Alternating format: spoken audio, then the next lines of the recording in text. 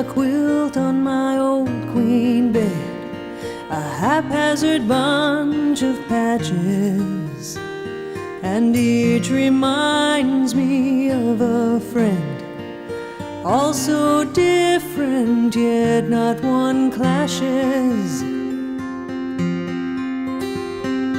Megan's that scrap of faded denim with sapphire buttons, a hint of satin.